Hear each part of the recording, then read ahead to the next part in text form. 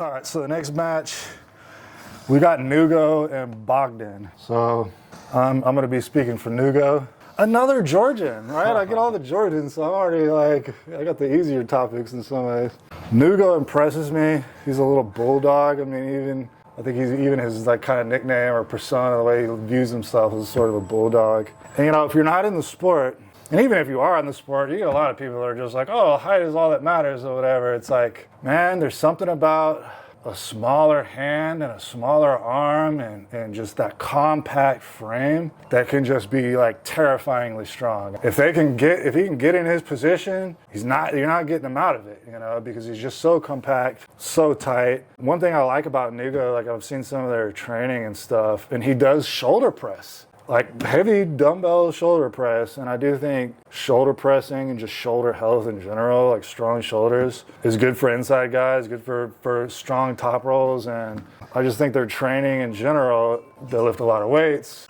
Their team is very, you know, they're all getting it in their club, you know, and I feel like they all have like this hive mentality that benefits them, and that's why I think he's gonna crush Bogdan. Okay. I don't know.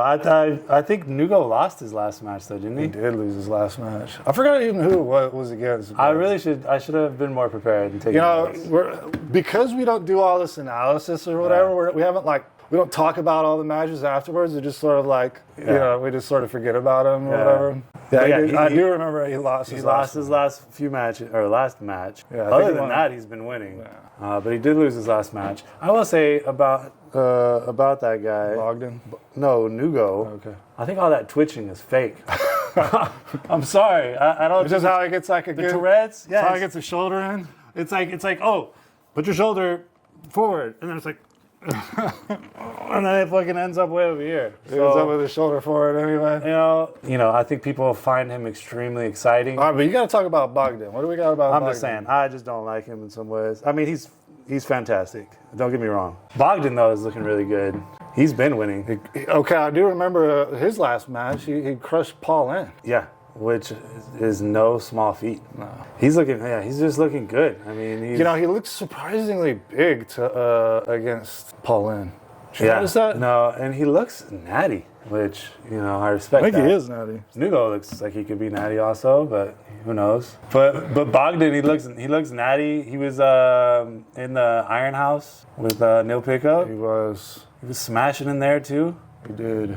They don't mention this stuff whenever they did like the EVW awards that like Mendaugas or Bogdan or whatever, like they pulled in these other organizations and like crushed these other organizations, which I think is kind of interesting, a little bit lame, but he's tall. I mean, so he's gonna have a long arm compared to Nugo. Oh yeah. I think he's probably naturally just a bigger dude.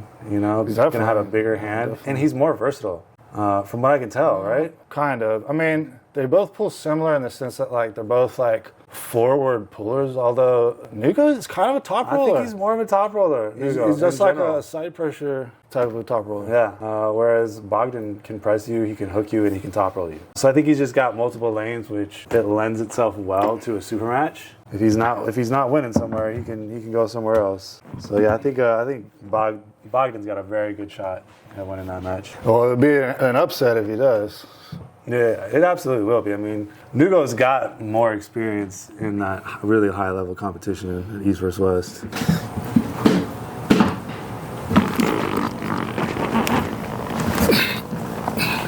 Oh, yeah. The release. Yeah, no. If you can just like, I don't know. It's hard whenever you're trying to let go of it, to like let go slowly, but I don't know if you can find a way to let go a little slower.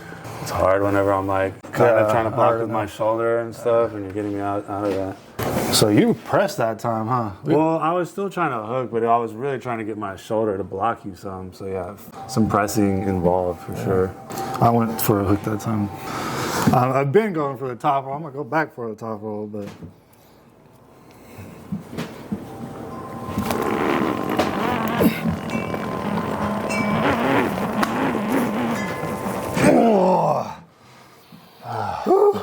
Gotta keep the pressure on. I'll try to go on top roll too there. Did you? Yeah. Dang it. Well, it was good. You had good side pressure and containment in that lane. Well, I'd be feeling that crack in the wrist sometimes. For me? Yeah. I'm sure if you don't like seriously injure it, it's probably gonna sort of reinforce it though. Let's do one more. Like you're doing with my shoulder.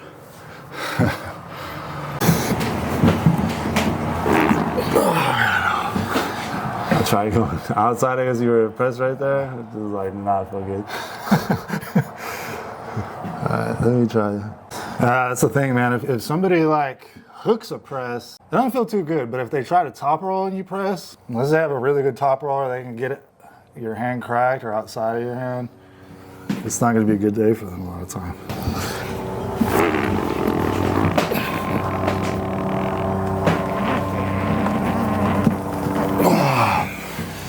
I think my top roll is getting slightly better. I've been trying to work with him on it too, and we both got decent top rolls, but we could definitely get better. And the better my top roll is gonna get, the better his defense against the top roll and vice versa. So it behooves us to get better at top rolling. And it's like some people, that's all you could do is just crack the wrist. They're just too maybe strong inside or something.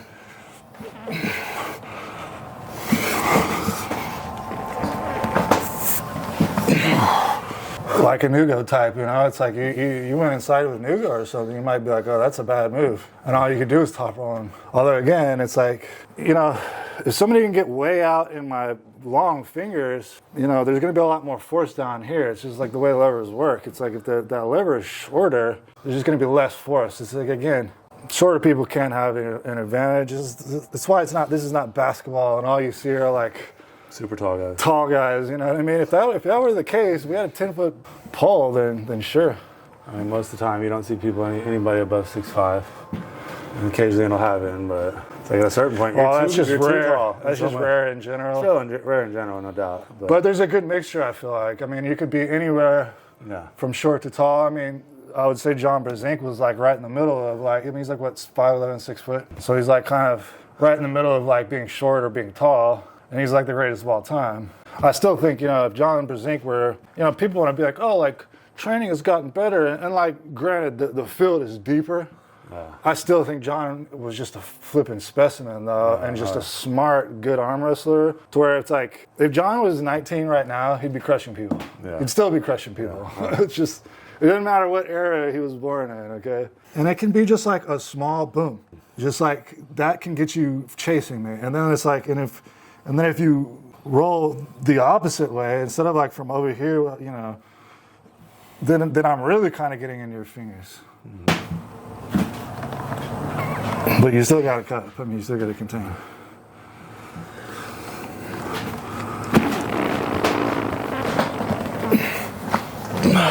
You kind of feel what I was doing? It's not so exaggerated. It's just like a little bit of I'm not really going all the way around. I'm just like, you know, you can even just cup. Like instead of cupping this way, you're just like cupping the opposite way in some ways, you know? Yeah, that was good.